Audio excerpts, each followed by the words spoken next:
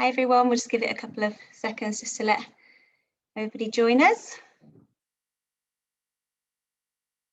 Hope everyone's managing to enjoy a little bit of the sun today, lunchtime or something.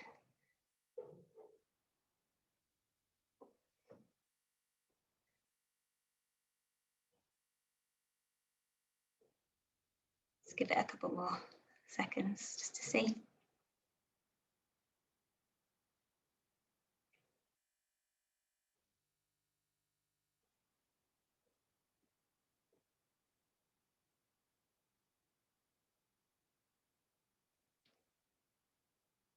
Okay, so hi everyone, and welcome to this IAB Europe Industry Insider with Facebook. We're very delighted to have you all joining us live today on this lovely, hopefully sunny day for everyone. So my name is Lauren Wakefield. I'm the Marketing and Industry Programmes Director at IAB Europe. And for those of you that don't know, Industry Insider is a webinar format that we actually launched last year to help provide real learnings and insights from industry leading companies. So we want to be able to present the latest trends and best practices from across the industry. So far we have included topics like brand safety with Group M. We've explored how to drive consumers back into stores after lockdown with S4M. And more recently, we looked at-home audiences and the topic of CTV with integral ad science. But today we are very excited to have Facebook here with us to discuss one of the hottest topics of the moment, e-commerce. So if I just go into the agenda. So today we have joining us our very own Chief Economist, Daniel Knapp, who will be providing an overview of the e-commerce landscape in Europe and revealing everything you need to know about this exciting channel. He'll then be joined by Zira Chatou, Connection Planner at Facebook, and they'll take a deep dive into discovery mindset audiences, the opportunities they provide for businesses, and how relevance and creativity are crucial for e-commerce. But before I hand over to Daniel, and just to kick things off, we just wanted to get a sort of understand the stakeholder breakdown of the audience with a quick poll. So if you wouldn't mind completing the poll that should be coming on your screen. You should be able to see that now. And just in the meantime, whilst you're filling that in, just a little bit of housekeeping. So as I did mention at the beginning, this is a live event. So we do want to encourage any questions that you have for today's speakers. So you can do that by, in your interface, you should be able to see a Q&A box. So just pop any questions that you have in there and we'll try and get to as many of them as we can at the end of the event. We will also be recording the event, so we'll make sure that this is also shared with you afterwards. So if I just have a quick look at this poll, so it looks like we've got agencies, we've got 35% agencies with us today, 29% ad tech, and 12% advertiser, and 12% publisher. So a nice mix of stakeholders. So thank you all for joining us on this lovely sunny afternoon. And with that, I will hand over to Daniel to share his screen. Thank you very much, Lauren, and a warm welcome from me as well. I'm going to share my screen with you to start on a whistle-stop tour of exploring the link between persuasion and purchase. Because we've talked about e-commerce for a long time. It was bubbling underneath the surface. It was getting bigger and bigger quite slowly, but we had this seismic event in 2020 where suddenly the link between advertising and e-commerce came to the foreground. And this was a watershed moment where advertisers, agencies, publishers, platforms alike are thinking, how is this world going to continue? Are consumption changes we've seen in 2020, are they going to persist? Are they going to reverse back to pre-pandemic times? And what is the opportunity for e-commerce and how is advertising changing in the course of that? A big topic, and my challenge today really was to limit the slides that I selected for this session because there's really so much to talk about. So let's dive right in with a little reminder that in 2020, we saw a tipping point in advertising, a shift towards a digital-first advertising environment in Europe. We saw an incremental change in the allocation of spend between traditional and digital channels, but a sudden change in 2020 as SMBs were looking for performance, as advertising needed to convert into sales, etc. So performance channels and digital were really key for that. And we can see as we're moving out of this recession, similar to 2008 and 2009, in the financial crisis, when print ad revenue started to erode, we're going to see a similar trend now that traditional media, apart from a cyclical rebound, won't come back to traditional strengths. So more promise potential for digital, but also a greater responsibility for digital advertising to deliver on client objectives, which increasingly are not media metrics, but performance metrics and outcomes. What drove spend in 2020? What did it turn out to be in the end better than expected, because digital advertising grew by around 2.5% and didn't decline like other media. The other macro trends, we saw a fixed end in the crisis with the vaccines. Banks were earlier and smarter than in 2008-09 with interventions. Massive consumer changes, which are fueling into e-commerce. The rapid adoption of e-commerce, the core topic of the conversation today. And advertisers thinking differently, not cutting spend as radically as in previous recessions, but allocating spend smarter and more tactically. And also we saw a growing rise of small and medium-sized businesses for whom advertising isn't just a discretionary expenditure, but sits up much higher on the balance sheet as in sense of as a cost of goods sold. And these things, consumer, advertiser, and SMBs, they all come together as three factors to boost e-commerce as we know today. I think this picture really captures very well what we're talking about when we're talking about e-commerce today. For those of you in the UK, this is a very familiar picture. I saw that recently on Twitter, a street clogged with Waitrose grocery delivery vans. And this is now the order of the day. A wonderful bellwether, not quantitative, but just from everyday experience on how important e-commerce has become for many people in their day-to-day lives. We all know charts like this from the Office of National Statistics in the UK, which really showed how much e-commerce was growing in a fairly linear way and then exponentially during the lockdown. And back then, that was around June 2020, we said, well, there's going to be likely some reconfiguration when economy opens up again. But still, even if we say, all right, if we assume that the increase we saw is going to be reduced by 50% post-lockdowns, we'd still see a 5-year boost. And we can see that here on the right side, the dark straight line is just a linear extrapolation of how long it would have taken to reach that exponential peak had growth continued in a linear fashion. We saw something similar in the US, where e-commerce was growing from a slower base. It was still at inflection point when the pandemic hit. So we needed to use a different, more complex model to predict where it was likely going to go. And we can see even there, we took a 4-year leap in 3 months. The big question is, are these trends going to persist? Or are we going to move back into a world where e-commerce plays a diminished role in consumers' everyday experience? The jury is still out exactly how it's going to unfold, but there are few indications that we have. Because luckily, the ONS in the UK just published its complete month of February 2021. So we have a much longer time series now, where we can understand how e-commerce was faring as the economy was opening up, locking down again, and now progressively opening up again. And we don't just have share of total commerce, where of course e-commerce would go up when stores are down, but we have the actual sales here. And what you can see if you look at the right side of the chart, you can clearly see in April, May, the dip of the real, of the physical economy.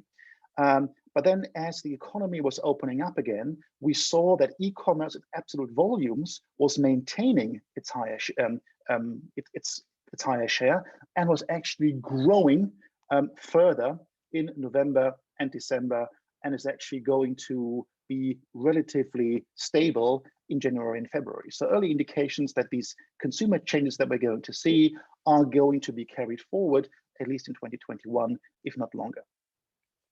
And indeed, if we look at some statistics, this is from national statistics offices and industry associations on total e-commerce, we can see that it's going to be a 1 trillion market in Europe in 2021. The massive spike in terms of actually turnover happened in 2020, There was the peak growth. It's going to slow down the growth, but still remain double-digit for a couple of years. It's going to be a 1 trillion market. So confidence that the trend that we're seeing is persisting.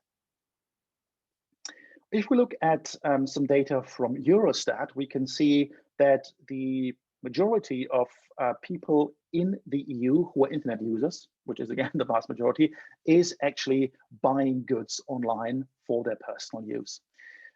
We've seen, if we look at the right side of the chart, that in 2020, we saw some massive double-digit growth, in particular in CEE economies, where e-commerce was driven by first-time e-commerce buyers who were tapping into these opportunities. But in other markets, if we look at the UK, for instance, growth didn't come from first-time e-commerce buyers, but from making e-commerce across groceries, across apps, across other services, a key part of the consumption plan in day-to-day life.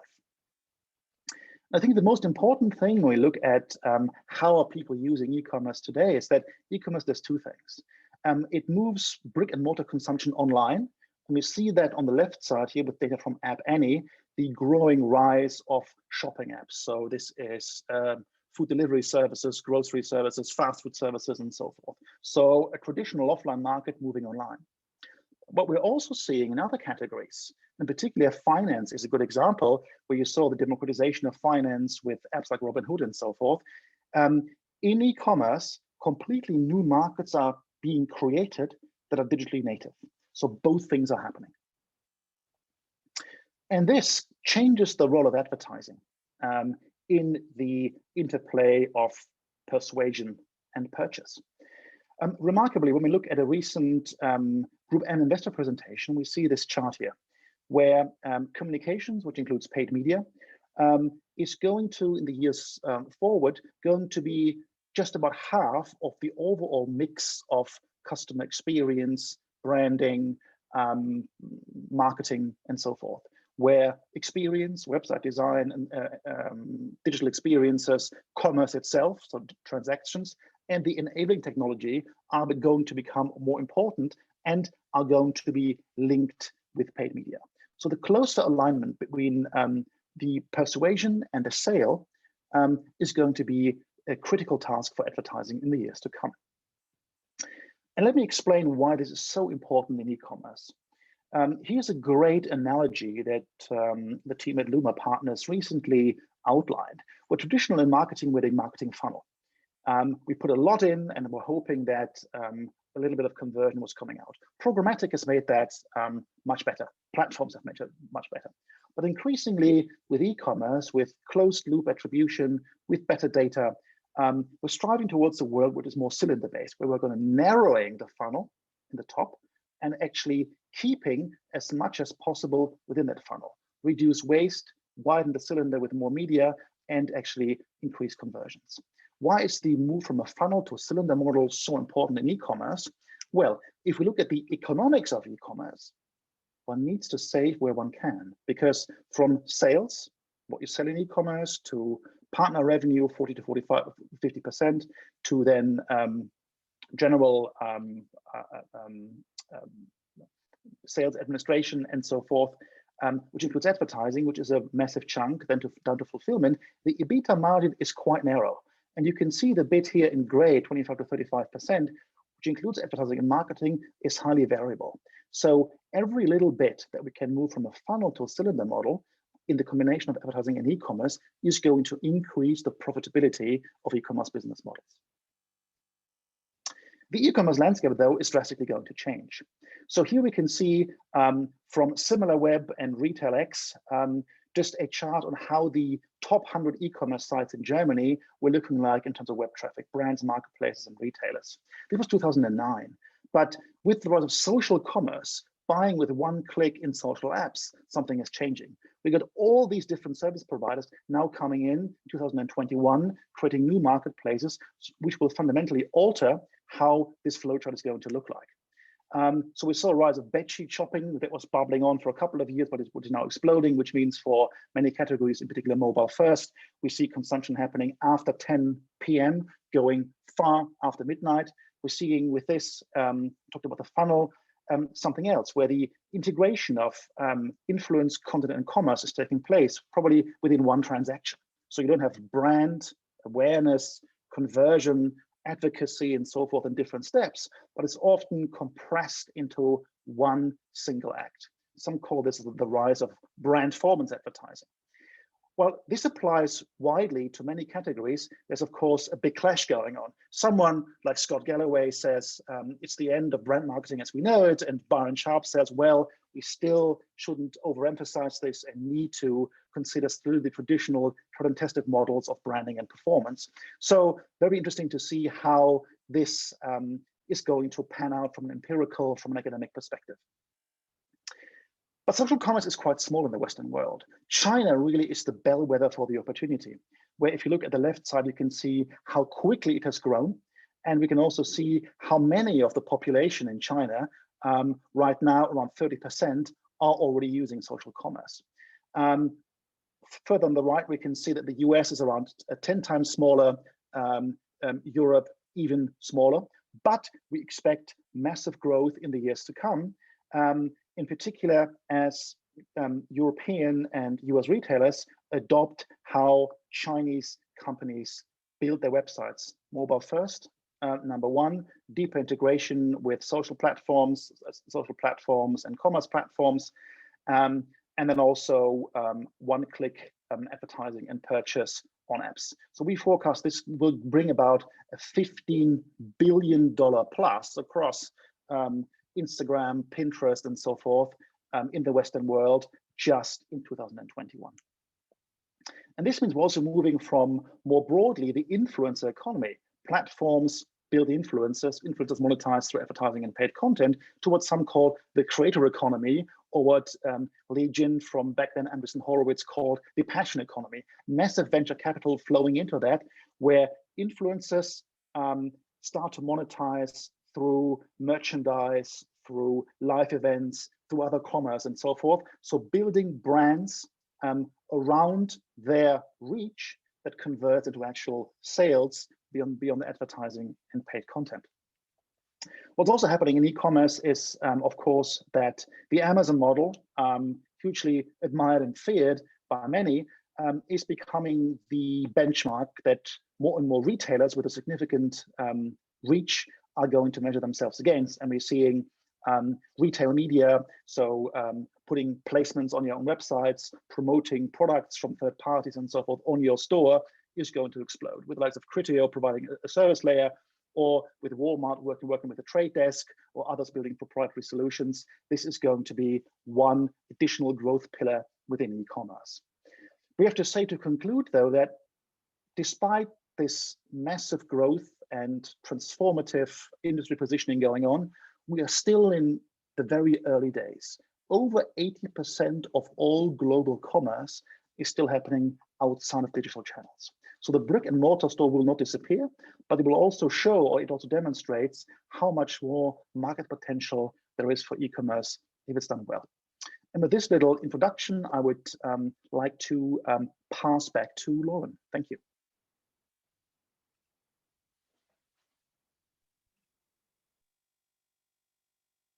Thank you, Daniel. So what we'll do now is we'll pass over to Sarah too, who's going to share her screen with us and run us through a nice presentation. So I'll hand over to you, Sarah. Brilliant, thank you. Lovely, great, thanks Daniel. That was a really fascinating piece on the trends that we're seeing and the shift to e-commerce and the role of e-commerce as well.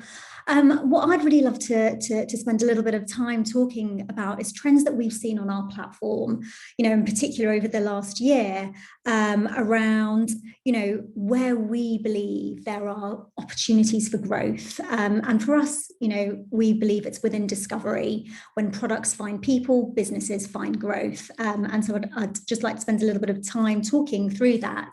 And we've had a lot about the acceleration in digital, and we've all experienced it firsthand as well. I love this quote: there are decades where nothing happens and weeks where decades happen, because it just gives a sense of the levels of pace that we've been through, and we've had to adopt a shift in behaviours.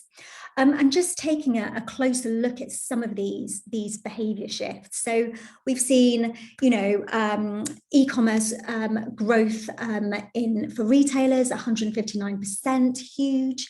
But what's particularly fascinating, and building on a few points that Daniel mentioned, is the 62% of consumers have tried a new shopping behaviour over the last year.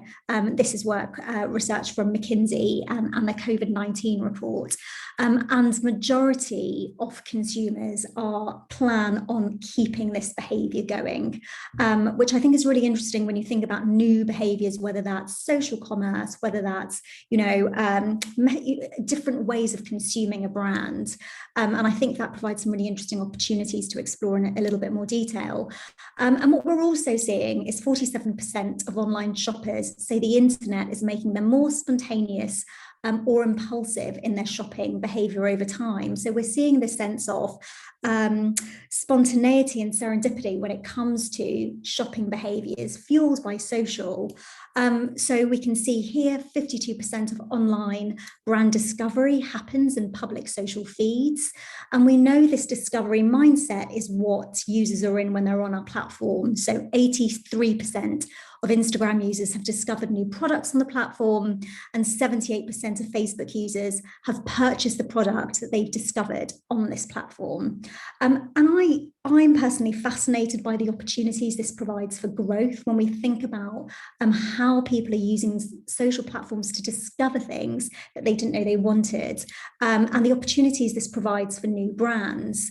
So this is from Global Web Index, which highlights 34% of consumers have tried a new brand or retailer over the last 3 months. And I think that's a really interesting opportunity when thinking about audiences and new audiences and growth audiences for brands. And where do people discover brands and products? Social media coming up there, which is a very interesting opportunity. And when we look at the most successful campaigns that we've seen over the last year on our platforms, what's fascinating is they have really leaned into two key elements, which is this connected community and the discovery mindset.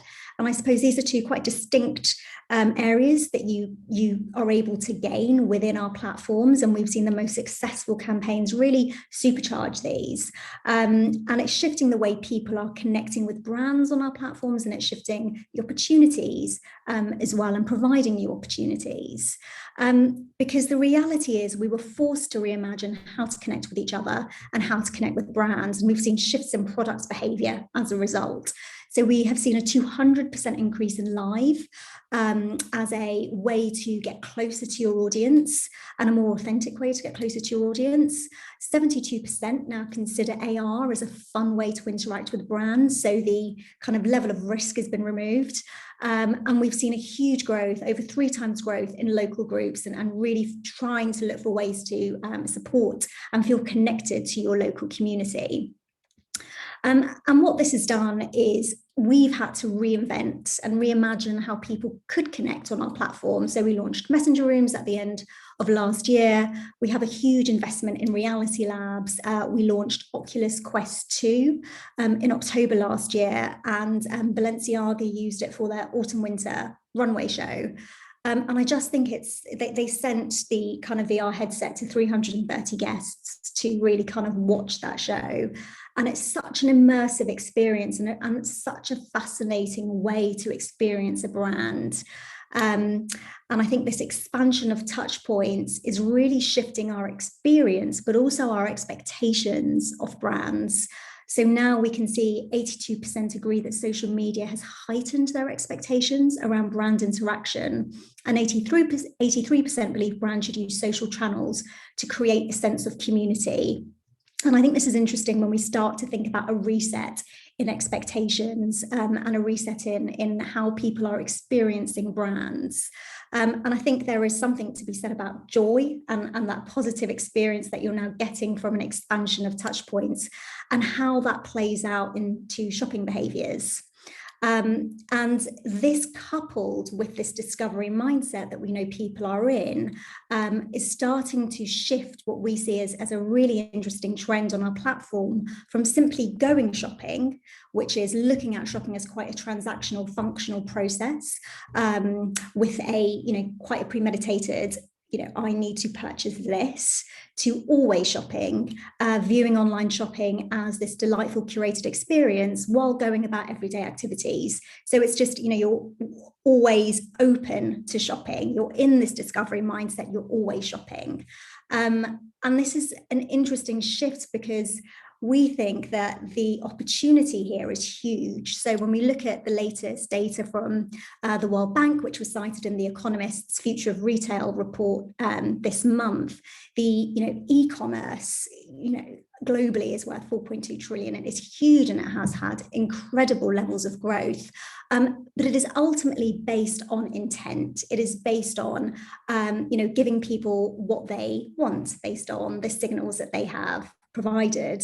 But actually, we think there is just a huge opportunity when it comes to discovery commerce, predicting what people are more likely to love, based on thinking about growth audiences who may not have shown signals of intent, but have got the opportunity to connect. You have the opportunity to connect with these audiences. And, simply put, we call this a shift from e-commerce where people find products to a shift to discovery commerce where products find people. And we think this is a really interesting area. We think it's a fascinating area. It shifts opportunities for storytelling. I think it shifts how people start thinking about how you can build brands on our platform. I think it shifts the approach from, you don't have to use social platforms at the end of a consumer journey. There's a really interesting opportunity to use social platforms at the beginning of a consumer journey to create this desire and then to scoop up demand by ensuring everything can be considered and shopped in a very small moment. So similar, to what Daniel was talking about, from this shift to this cylinder, we talk about, can you be considered and purchased within 5 taps or less? That is that's sort of the moment that we want to get to, because 84% of mobile shopping carts in the UK are abandoned, and that's huge. So the opportunity is to be considered and shopped within a moment, or as we say, within 5 taps or less. And that can be through Facebook shops, that can be through shoppable tags, several different opportunities. But just the mindset of thinking that every touch point is a shoppable layer. So the opportunity to consider can also be an opportunity to shop, is an interesting way to think about how you can communicate with your audiences. And I think there is a really important role for creativity here, because, it may be easy to think of it as a small moment, it's really transactional and it's really rational, but actually we're seeing brands drive huge levels of creativity within this space. So this here is an example of MDS, which is the H&M version equivalent in China. And they wanted to recreate the sense of, being in a dressing room and showing your friends different outfits that you may have in a physical store. So they sent the collection to creators. The creators then used Live to try on different outfits, and then you could click to message directly to know more about that product and purchase that product. And the thing that I think was particularly interesting about this campaign is the elements that were most engaged with through Live became the ads as well. So a really interesting full funnel campaign that allows you to, again, condense that purchase moment. Another example that I think is really interesting to think about is larger ticket items. I think sometimes when we're thinking about this collapse of the funnel, it's easy to think about, items that are easier to purchase and have lower price points. But this is an example from Renault, who essentially created an immersive piece of storytelling on digital media, and they used manga stories to do this. But they had a character within the story that you could communicate through Messenger bot on Instagram, and you could purchase a product through Messenger, and 100 products were purchased through Messenger, and SUVs. And I think that's incredible. In the first hour, 3 were purchased. They were all sold out. This limited edition, and I think that's just a really interesting reset on larger ticket items through these mechanics. And then, of course, creator commerce is a huge space too. And, you know, just picking up on some of the points that Daniel made around this sort of growing economy within creator commerce, I think when you think about, you know, why people go to Instagram, 67% go to Instagram to interact with creators. And over the last year, we've seen, you know, huge growth in this because quite simply influencers were able to pivot faster than advertisers. Huge amounts spent directly to influencers, 14.2 billion globally spent directly to influencers, and they're proving to be highly effective. But what we've seen that I think is particularly interesting over the last year is a shift in the types of influencers that are driving greater levels of impact. And I think if you think about, you know, the most impactful voices of 2020, it's the voices of Marcus Rashford, it's influencers with a real sense of meaning and purpose that are driving significant change. And when you look at some of the insights on our platform, so this is CrowdTangle data, you can see that the language of empathy is up year on year by 36%, Reflect is up by 33%, Heal is up by 35%. People are looking for a greater sense of meaning, and creators and influencers really need to reflect this. And we think there is an interesting opportunity here to build a brand through a community of diverse voices that are much more representative of the community that you're representing. And when only 7% of people feel represented in the advertising they see, the role of creators, I think, should really expand into this space. And just as an example to highlight it very quickly is the work that Adidas did. And this was all around Home Team, where they invited hundreds of influencers, but also hundreds of athletes to recreate that sense of kind of working out with your friends. They used live, they used Q&As, they used behind the scenes, all sorts of ways to connect with the audience. They reached 36.6 million people. It was their first sort of brand reset, and they're continuing to use this moving forward. And so it's an interesting space to be in, and we summarize sort of this whole area as the power of connected brands, really using that sense of connection to drive these connected experiences, connected voices, and discovery as well at the heart of it. So we think these are some really fascinating trends on our platform, and I think we will go into a Q&A now. So I will stop sharing. There we go. Thank you, Zara. That was really interesting, and I really liked how I think we haven't seen our presentations before, how we touched on quite similar themes. What I have a few questions for you. First, you spoke about how we move from an e-commerce world, which is really based on intent signals where people find products, to a world where the products find the people. But so far, traditionally, e-commerce, because it was so transactional in nature, there wasn't a discussion on branding. Branding happened elsewhere. We've seen some of the more kind of immersive experiences that you have shown. How are you now thinking about brand building within the shoppable environment? Is it separate to the transactional bit, or how is it integrated? In particular, so that you don't force one purchase with a brand, but that a brand can continue to build its own audience.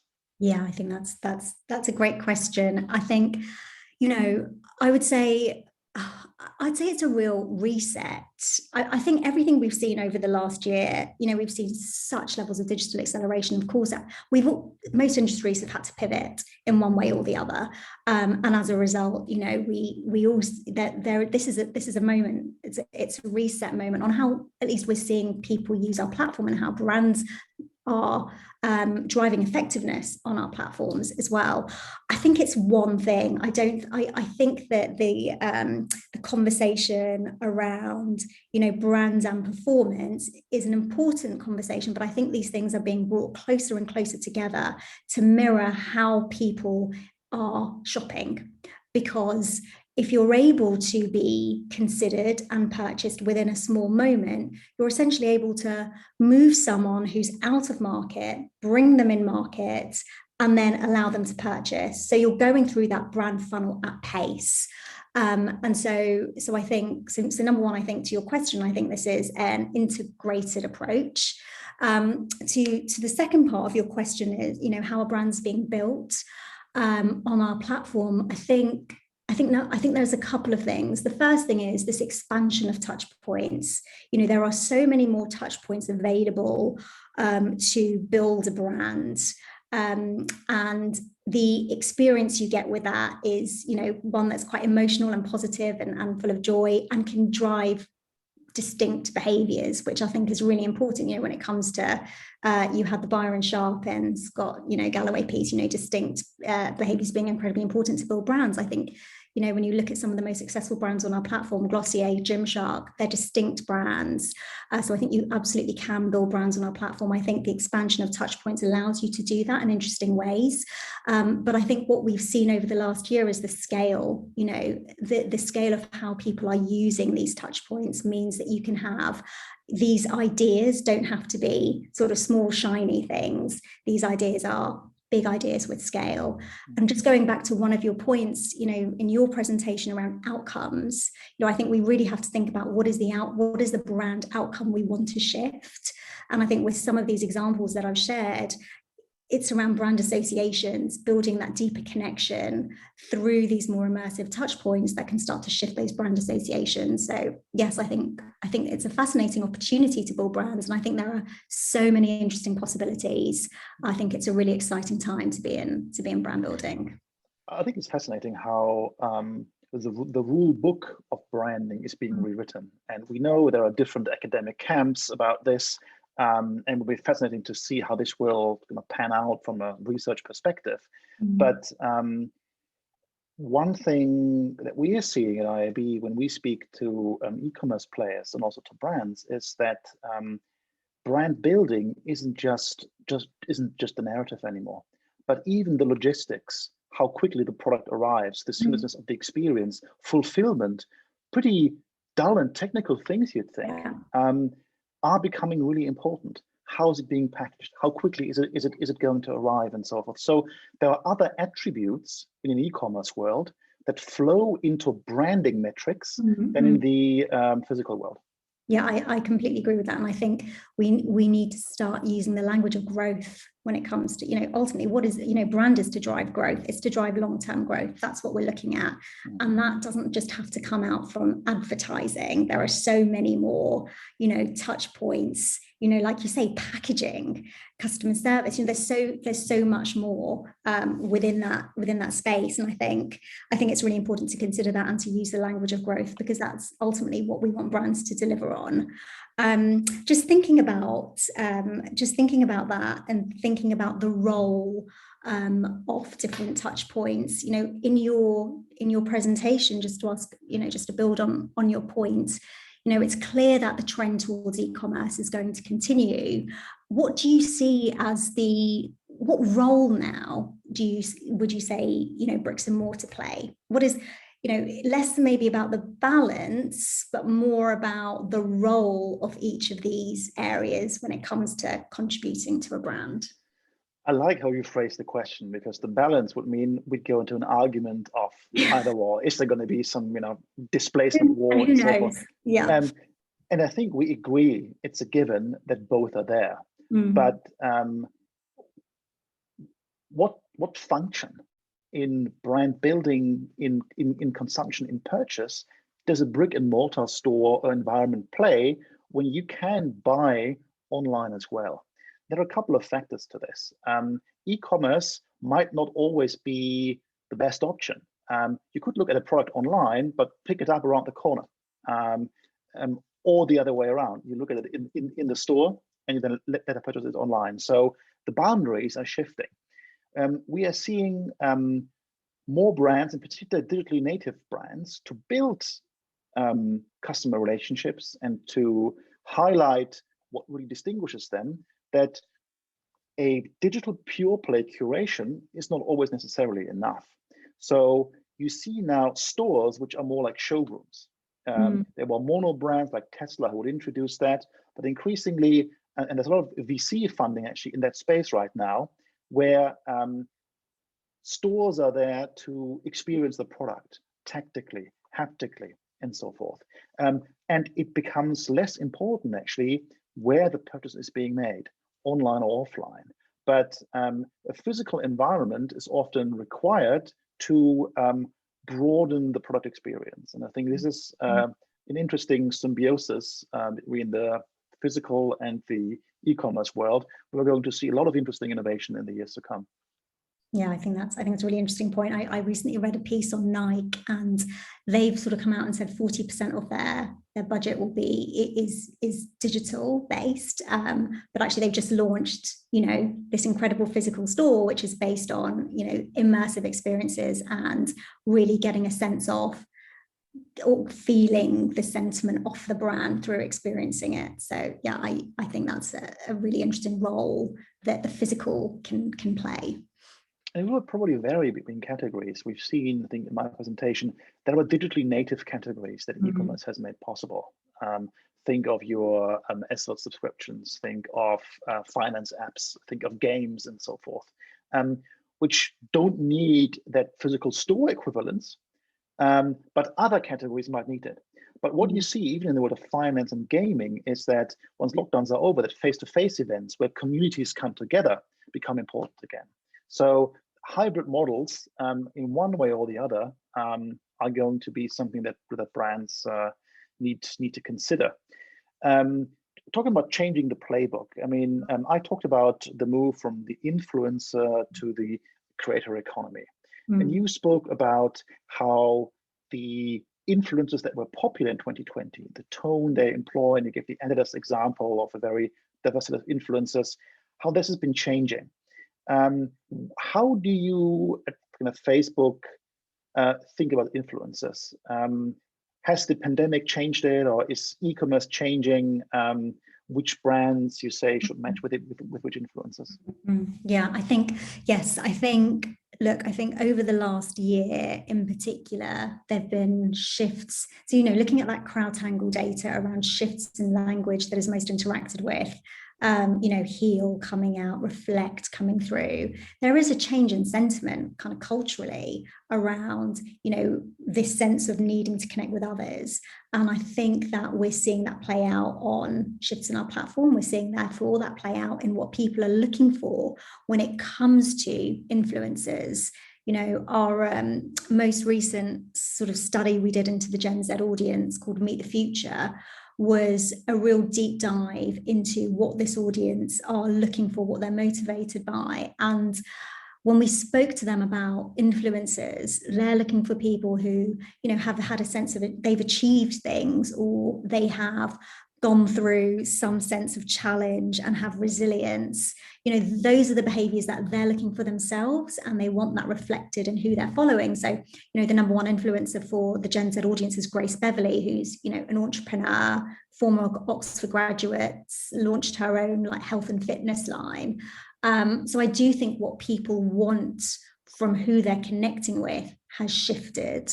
And I do think, therefore, the opportunity for brands has to evolve. And, Marcus Rashford, for example, and taking the partnership role with Burberry and the work he did, over Christmas, it was very, he came out talking about the brand values, the shared brand values around Burberry and himself. And I think more and more as we connect with influencers and creators who drive a greater sense of meaning and purpose, it's important for brands to reflect those values too. And I think that is going to be an interesting contribution to what a brand stands for and how you can use creators to support that as well. And then I think, whenever it comes to people, I think sometimes there can be a bit of hesitance from brands. I think you almost have to ask yourself the question, are you in control enough to let go? Do you have a very clear brand identity? Do you have a clear point of view? And if you do, and you find sort of a right match in terms of aligned values, are you in control to let it go to people who may be able to represent your community and what you stand for more effectively, and in more of a personable way? So yeah, I think it's an interesting space, and I'm really keen to watch it closely. And so just thinking about, you talked about advertising, and you talked about the fact that, you know, you've got advertising budgets, you have other budgets as well, and advertising is playing a smaller role in that. How do you see that panning out? How do you see, you know, what do you see as the shape of advertising contributing to business growth? Do we need to be concerned? How can we ensure that we're protecting that to drive growth? Advertising needs to be accountable, and it has become more accountable. This will just continue for two reasons now.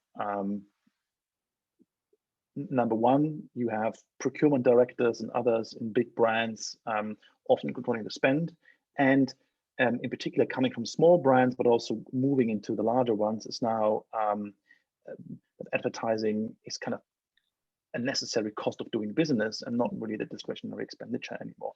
Mm-hmm. And once that is clear, and it's increasingly clear, advertising needs to deliver. So new metrics away from clicks, views, and likes to other kind of conversion metrics are essential. That's not something that brands can do themselves, or platforms can do themselves, that publishers can do themselves.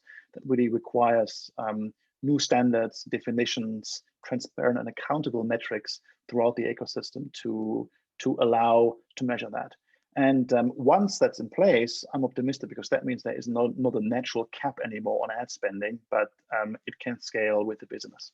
But ensuring that this measurement infrastructure in an accountable manner is in place in the industry is going to be important.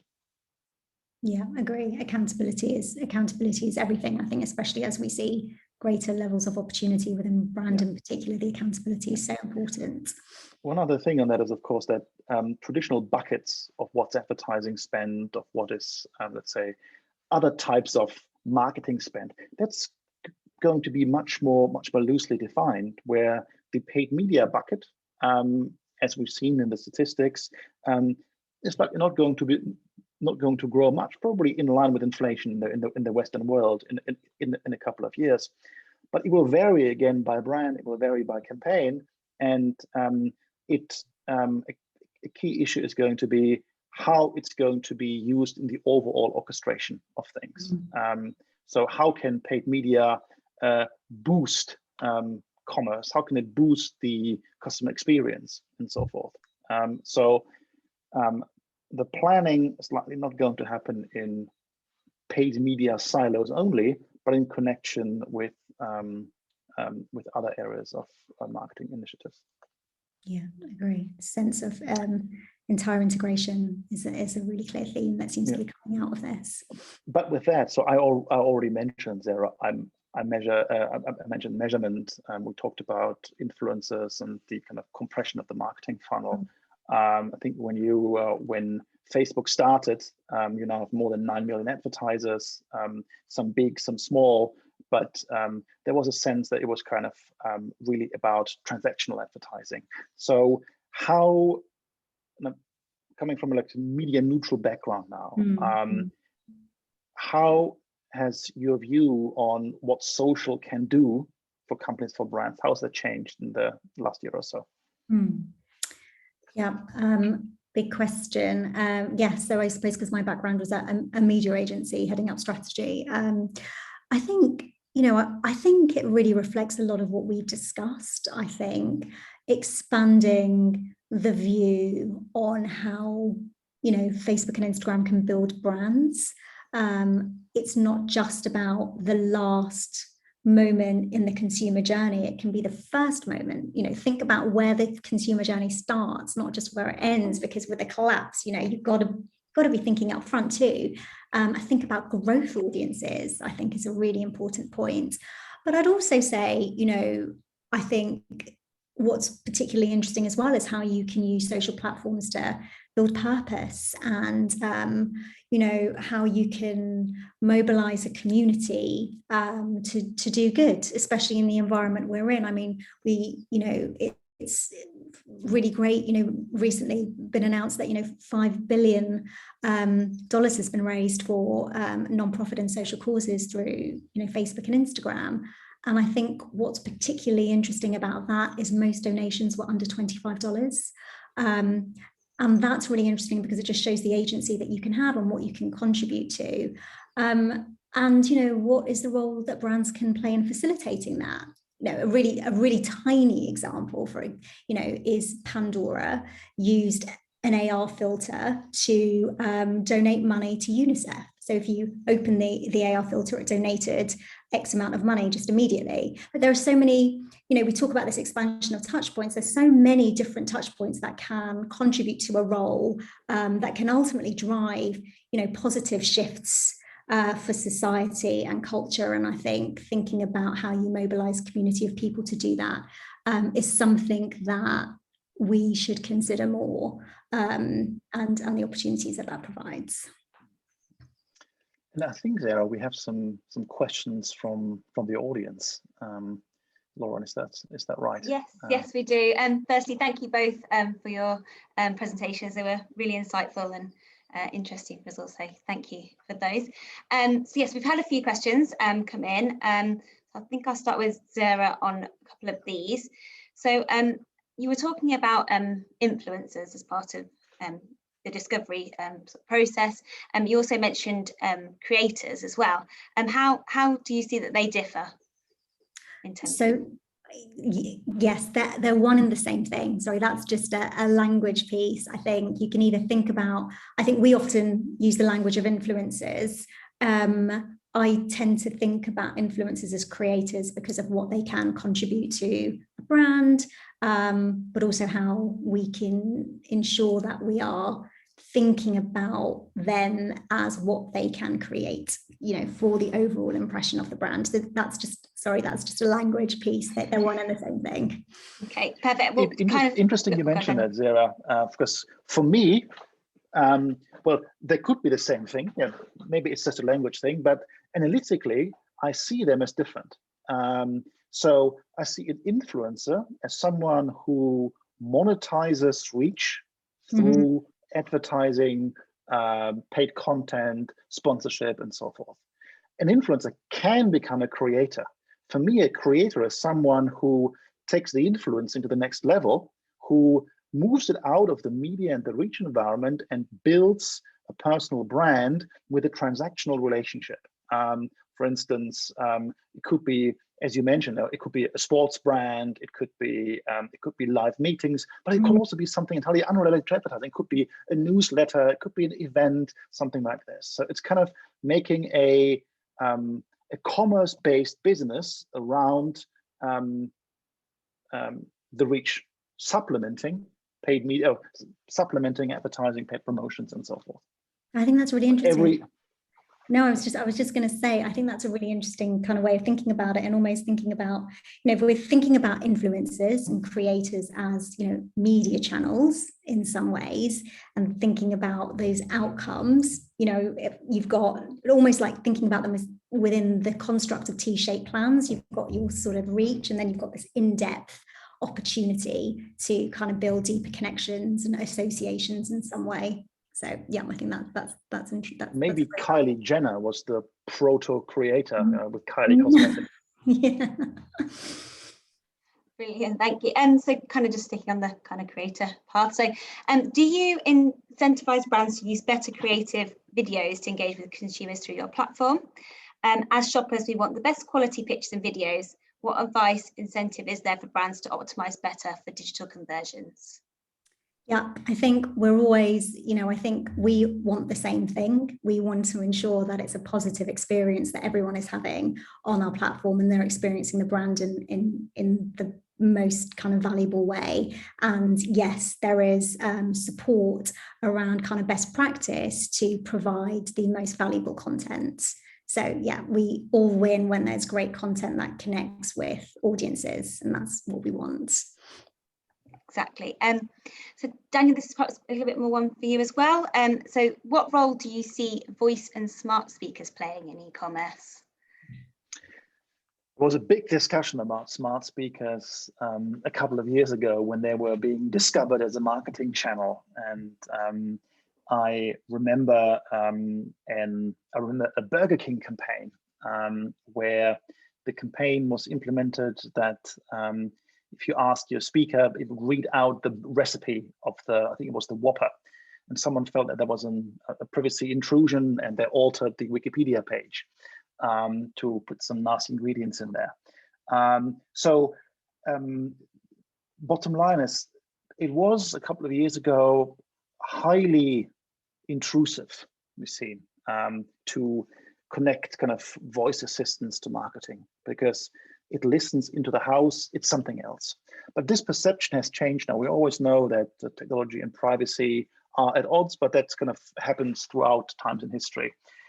I see it as a very small percentage right now, because speakers are not for brand building, to the stuff that Zara mentioned. I don't see them to play a significant role in the compression of brand and purchase, but I could see them being used in particular for repeatable purchases in the future. Think of dishwashing liquid, toilet rolls, and so forth, where you already have the trust with a brand, and you use items and you use the smart speaker to reorder items of daily use. Yeah, that makes total sense.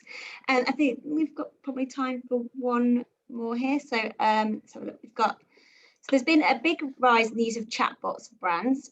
What role do you see them playing to help personalize online shopping experiences for people? And perhaps, Zara, do you have any examples of brands using things like chatbots smartly? Has it helped with ROI and speeding up the purchase journey? Yeah, it's a great question. Yeah, so I think there's lots of opportunities for chatbots when it's done in the right way, and you link it to, what is the objective? What are we trying to? What's the problem?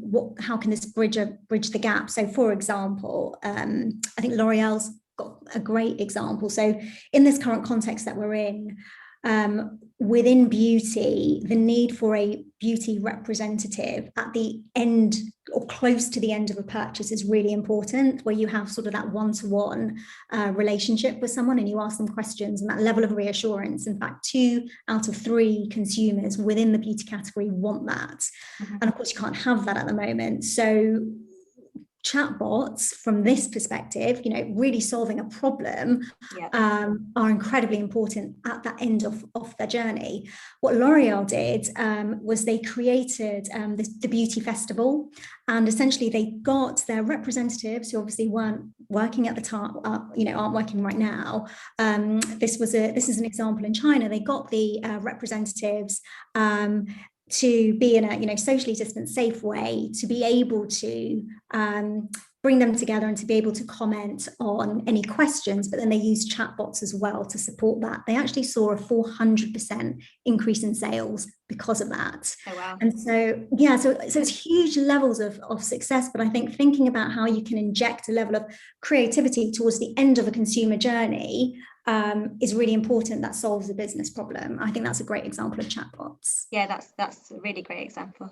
Thank you for sharing that with us. So I think that's actually all we've actually got time for, because we're running out of the hour. But thank you again both so much for such a great and insightful session. And thank you to everyone that joined us on this call today. We hope you enjoy the rest of your day, and we will be also sharing this recording, as I mentioned, with you all, so you can rewatch any of it if you so wish. So thank you and enjoy. Thank you. Bye.